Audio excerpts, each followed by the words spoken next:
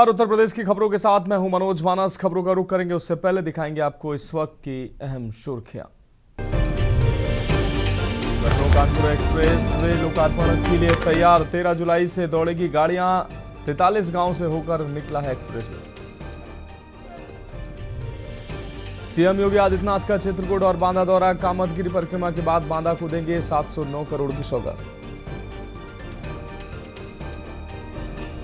चंपत राय, अनिल मिश्रा और गोपाल राव की संस्तुति पर अब नहीं जारी होंगे दर्शन पास। बंद की गई पास आईडी।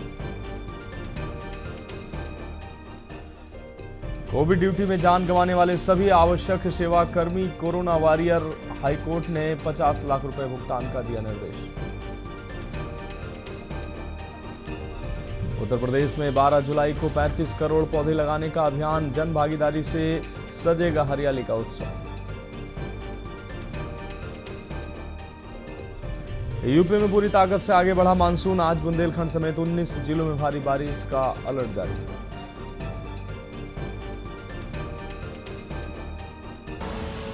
आप देख रहे हैं के न्यूज, खबरों का सारथी। और अब खबरें विस्तार से। अहम खबर से बुलेटिन की शुरुआत करेंगे लखनऊ से। अहम खबर जहां सीएम योगी चित्रकूट और बांदा के दौरे पर हैं। कामदगिरी परिक्रमा के दौरान हनुमान मंदिर पहुंचेंगे। मुख्यमंत्री कामदगिरी परिक्रमा के बाद बांदा को देंगे सौगात। बांदा को देंगे 709 करोड़ की सौगात। तो मुख्यमंत्री चित्रकूट और बांदा के दौरे पर हैं। 709 करोड़ की सौगात जनपद बांदा को मुख्यमंत्री के द्वारा दी जाएगी। तो लखनऊ से अहम खबर, सीएम योगी का चित्रकूट और बांदा का अहम दौरा।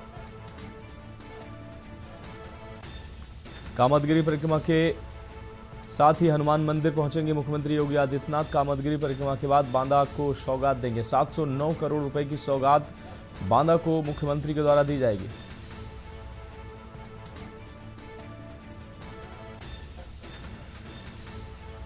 तो लखनऊ से अहम खबर, सीएम योगी का चित्रकूट और बांदा का अहम दौरा।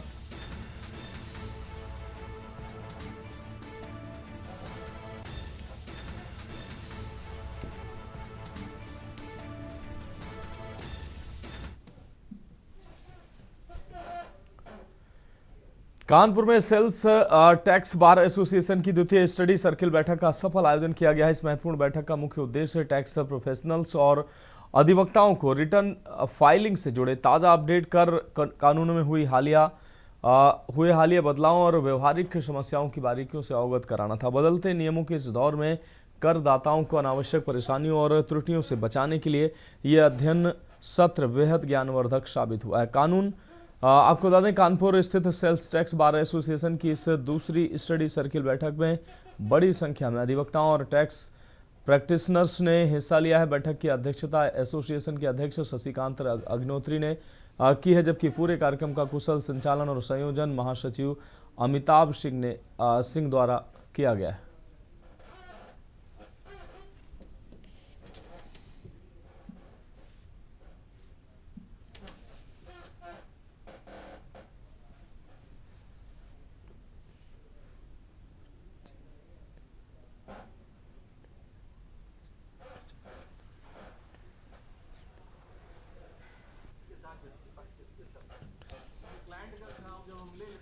सीए गोविंद मर्करी, सबसे पहले मैं धन्यवाद देना चाहूँगा संस्था सेल्स टैक्स बार एसोसिएशन के अध्यक्ष जी मंत्री जी का।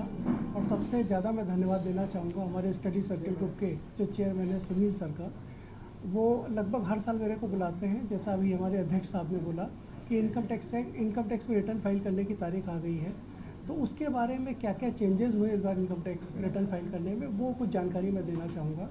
करीब 22-23 बड़े इंपॉर्टेंट चेंजेस हैं जो हम वकीलों को पता होने चाहिए कि क्या क्या चेंजेस हैं, जो जिससे हम अपना जब रिटर्न फाइल करें अपने क्लाइंट का तो उसमें आसानी रहे। मैं शशिकांत अग्निहोत्री, अध्यक्ष sales tax bar association Kanpur. आज की जो बैठक है हमारी स्टडी सर्किल मीटिंग, वो इनकम टैक्स के जो नए इशू हैं, नया एक्ट आया है उस पर है। इसमें हमारे साथियों को, संघ साथियों को, क्योंकि इनकम टैक्स का जो ये एक्ट है नया है 2025 में आया है, इस पे अभी ज़्यादातर हमारे साथी इसकी बारीकियों से अनभिज्ञ हैं।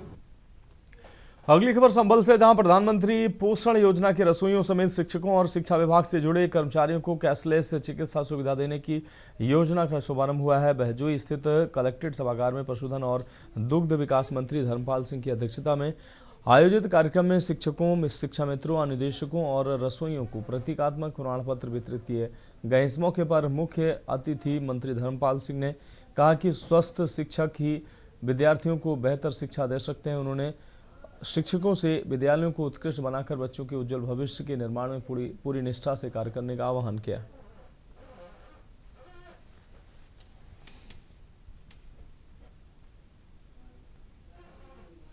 आज मैं बधाई देना चाहूँगा माननीय मुख्यमंत्री योगी आदित्यनाथ जी को। योगी सरकार ने बहुत अच्छा निर्णय लिया है। जो प्राथमिक शिक्षा और माध्यमिक शिक्षा में जो अध्यापक शिक्षण का काम करते थे, उन्हें कठिनाई होती थी, कभी कभी स्वास्थ्य की समस्या के निराकरण करने में समस्याएं आती थी, तो कैशलेस 5 लाख रुपए तक का उपचार वो अपने परिवार का करा सकेंगे। आज इसमें 12 लाख शिक्षकों को माननीय मुख्यमंत्री जी ने लाभान्वित किया है। 1 करोड़ 10 लाख बच्चों को 133 करोड़ की धनराशि डीबीटी के माध्यम से देने का काम किया है।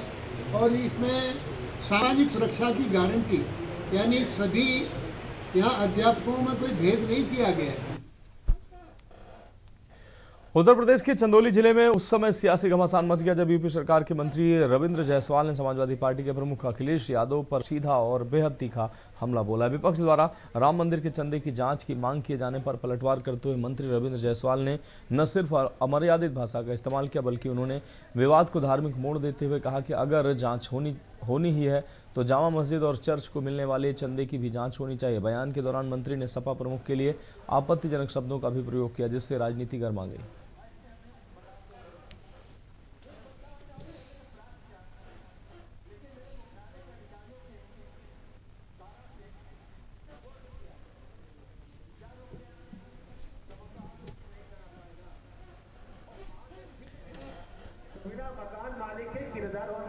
कि ये हिंदुस्तान की बहुत बड़ी घटना है। पूरे हिंदुस्तान में, दुनिया में हिंदुस्तान की किरकिरी भारतीय जनता पार्टी की हो रही है। ये मामूली घटना नहीं है। राष्ट्रीय अध्यक्ष जी ने तो इसका पोल खोलने का काम किया था। ये सारे लोग, हिंदुओं के करोड़ों करोड़ों आस्था का विषय है। लोगों ने कोई 100 दिया, कोई 1000 दिया, कोई लाख, कोई करोड़ दिया, अपने जीवन तक, सोने चांदी तक चढ़ाए, जिसको लूटने का काम ये भारतीय जनता पार्टी के लोगों ने किया है। उन्हीं के सगे हैं ना विश्व हिंदू परिषद, कोई दूसरा है। और वो भी बात आप बहुत हल्के में ले रहे हैं। गोली इसने कि पूर्व की सरकार में ये कहा था कि हम विधायक थे और अखिलेश यादव मुख्यमंत्री थे, इन्होंने प्रस्ताव लेके आया कि सभी जहाँ मुसलमानों का कब्रिस्तान है उसको सेव करने के लिए हम कराएंगे बाउंड्री। तो हमने कहा कि मुसलमानों का कब्रिस्तान को आप सेव करा लीजिए, लेकिन जहाँ हिंदू का शमशान है वही बनना चाहिए। अगली खबर अमरोहा से, जहां कलेक्ट्रेट सभागार में योजना के लाइव प्रसारण के बाद राज्यमंत्री दिनेश खटीक और डीएम नितिन गौड़ ने शिक्षकों को प्रमाण पत्र वितरित किए हैं। राज्यमंत्री ने बताया कि अमरोहा के करीब 13,000 शिक्षकों को योजना का लाभ मिलेगा, जिसके तहत प्रतिवर्ष 5 लाख रुपए तथा 5 लाख रुपए तक कैशलेस इलाज की सुविधा प्राप्त होगी। वहीं 59,000 विद्यार्थियों को भी डीबीटी के माध्यम से लाभ दिया जाएगा।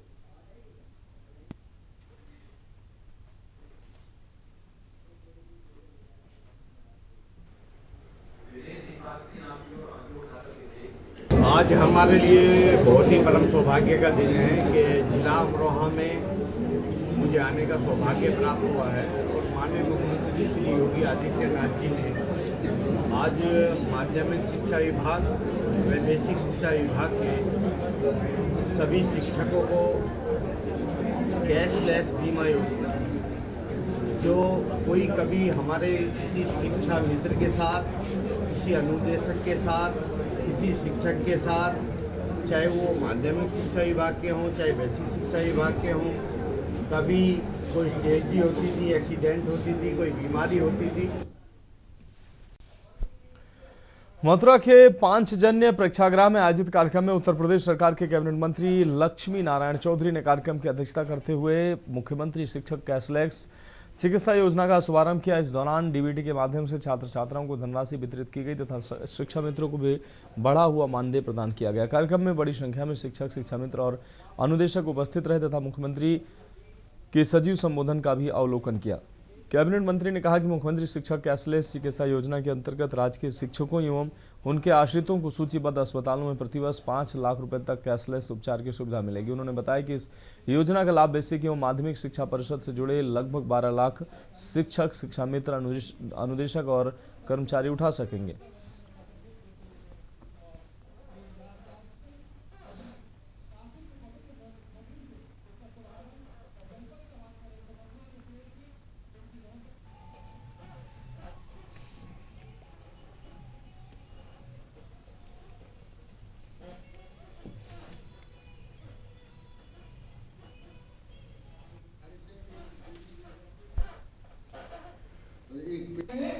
देश के 12 लाख शिक्षक और अनुदेशक, इन सबको और उनके परिवारों को कैशलेस सुविधा का प्रारंभ किया गया है।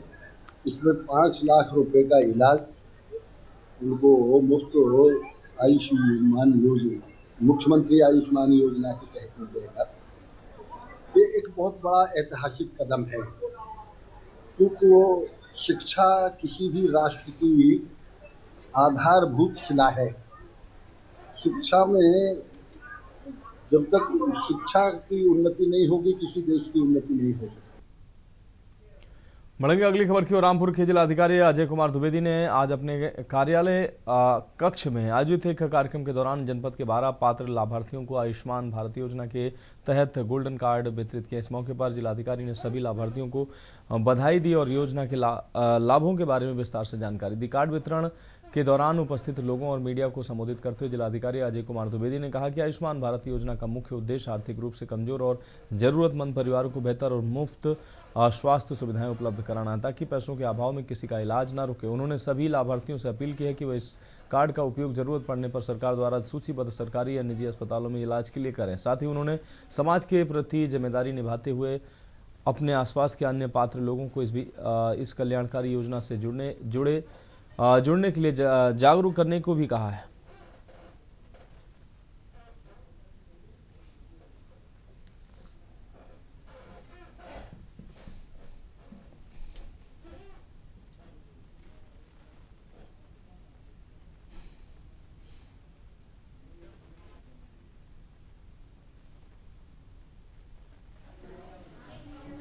माननीय मुख्यमंत्री जी की ये मंशा है कि जन सुनवाई में जो लोगों की समस्या है उनका गुणवत्तापूर्वक और समयबद्ध रूप से निस्तारण हो। प्रातः प्रतिदिन जन सुनवाई के दौरान कई ऐसे लोग आते हैं जो निर्धन परिवारों से हैं और असाध्य रोगों से पीड़ित हैं, साथ ही साथ उनका सेक्स सूची से में भी नाम छूट गया था। ऐसे परिवारों की इलाज की सहायता के लिए हम उनका आयुष्मान कार्ड बनवाते हैं। उनका सबसे पहले अंत्योदय राशन कार्ड की जांच करवाते हैं। अगर वे उसके लिए पात्र होते हैं तो उनका अंत्योदय राशन कार्ड मिलता है, उसके बाद आयुष्मान कार्ड बनता है। आयुष्मान योजना में ये व्यवस्था है कि अगर सेक्स सूची में उसका नाम नहीं है लेकिन वे अंत्योदय राशन कार्ड धारक हैं तो ऐसी दिशा में उनका सेक्स सूची में नाम ना होने के उपरांत भी आयुष्मान कार्ड बनाया जा सकता है। फिलहाल खबरों में वक्त एक अहम ब्रेक का, जल्द हाजिर होंगे। आप देख रहे हैं के न्यूज, खबरों का सारथी। ब्रेक के बाद उत्तर प्रदेश की खबरों में एक बार फिर से आपका स्वागत है। अगली खबर गोंडा से, जहां धानेपुर थाना क्षेत्र के बाबागंज स्थित ठाकुरदासपुरवा चौराहे पर दो पक्षों में मारपीट के बाद फायरिंग की घटना में गोली लगने से राहुल ओझा गंभीर रूप से घायल हो गया। घायल को जिला अस्पताल पहुंचाए जाने के बाद गंभीर हालत को देखते हुए हायर सेंटर रेफर किया गया। वहीं एक अन्य घायल व्यक्ति सुनील पासी भी घायल हुआ है। सूचना पर पहुंची पुलिस ने घटना स्थल का निरीक्षण कर जांच शुरू कर दी है। पुलिस के अनुसार दोनों पक्षों में पहले से रंजिश चली आ रही थी।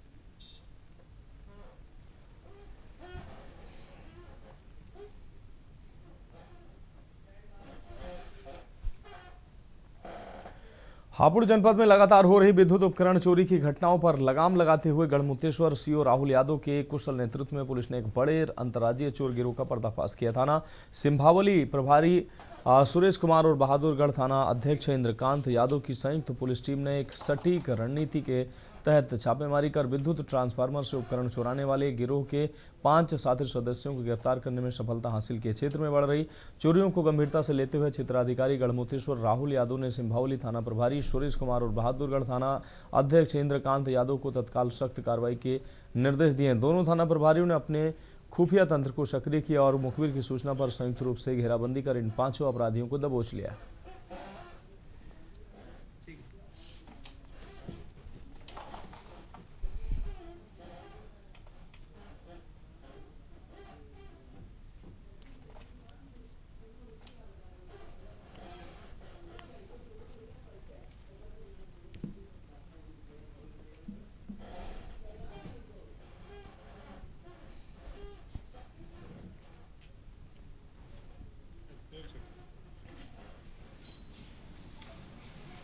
आज जनपद हापुड़ पुलिस को अपराध एवं अपराधियों के विरुद्ध जीरो टॉलरेंस की नीति के अंतर्गत कार्रवाई करते हुए एक ट्रांसफार्मर के कॉयल चोरी का गैंग उसने वर्कआउट किया हापुड़ पुलिस ने, जिसमें 5 व्यक्तियों की गिरफ्तारी हुई। आसिफ पुत्र मुस्तकीम जो कि सिवाल खास जनपद मेरठ का रहने वाला है, समीर पुत्र रियाजुद्दीन जो कि सिकरोरा मसूरी का रहने वाला है, मोहम्मद आसिफ पुत्र याद इलाही जो दिल्ली गेट द्वारकापुरी जसीपुरा कोतवाली गाजियाबाद का रहने वाला है। इसके अलावा आस मोहम्मद पुत्र आंसू ये सरदाना मेरठ का रहने वाला, साथ ही साथ शाहिद पुत्र आज़ाद ये नंदग्राम गाजियाबाद का रहने वाला है। ये पूरा 5 अपराधियों का एक गैंग है। अगली खबर एटा से, जहां होमगार्ड से एवं नागरिक सुरक्षा राज्य मंत्री धर्मवीर प्रजापति ने डाइट परिसर में आयोजित कार्यक्रम में शिक्षकों को मुख्यमंत्री शिक्षक कैशलेस चिकित्सा योजना के प्रमाण पत्र वितरित किए। मंत्री ने बताया कि प्रदेश के करीब 12 लाख शिक्षक और उनके परिवारों को योजना का लाभ मिलेगा। कार्यक्रम में मारहरा विधायक वीरेंद्र वर्मा, जिलाधिकारी अरविंद सिंह, सीडीओ राजेंद्र प्रसाद मिश्रा व बीएस से अनुपम अवस्थी सहित अन्य अधिकारी मौजूद रहे।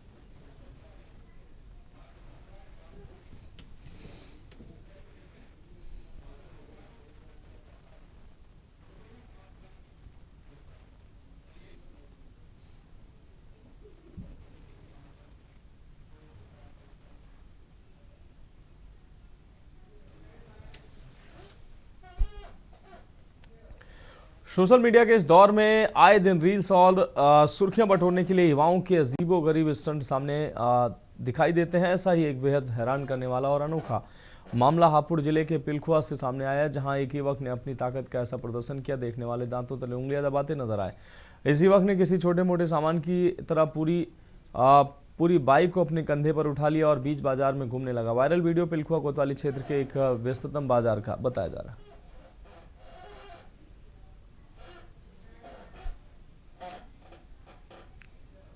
खबर अलीगढ़ से है, जहां लोधा ब्लॉक क्षेत्र में भारतीय किसान यूनियन महाशक्ति संगठन की रैली हुई है। संगठन अध्यक्ष के नेतृत्व में निकाली गई किसान रैली में तमाम किसान कार्यकर्ता शामिल हुए। राष्ट्रीय अध्यक्ष ने किसानों से एकजुट रहने का आह्वान करते हुए भ्रष्टाचार समेत विभिन्न मांगों को लेकर आवाज उठाई। इसके बाद उन्होंने किसान पंचायत को संबोधित कर किसानों की समस्याओं और अधिकारों पर चर्चा की।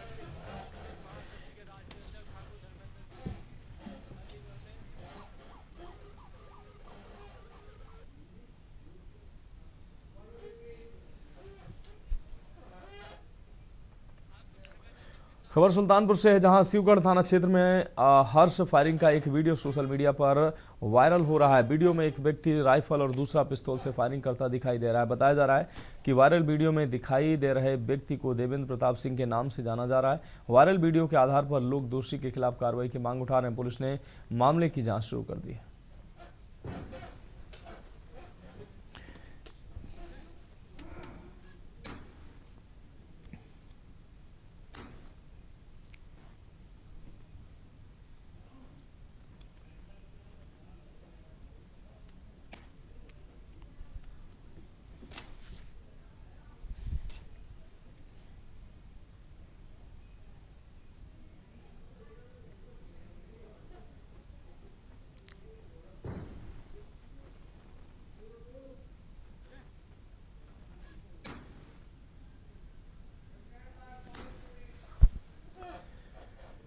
अगली खबर कानपुर देहात से है, जहां भोगनीपुर पुलिस ने नाबालिग को बहला फुसलाकर ले जाकर दुष्कर्म करने के आरोपी इरफान को गिरफ्तार किया है। पुलिस बीते 22 जून से आरोपी की तलाश में जुटी थी। हालांकि पीड़िता को पुलिस द्वारा पहले ही सकुशल बरामद कर लिया गया था। विवेचना के दौरान मुकदमे में दुष्कर्म और पॉक्सो एक्ट की धाराएं बढ़ाई गई। गिरफ्तार आरोपी को न्यायालय में पेश किया जा रहा है।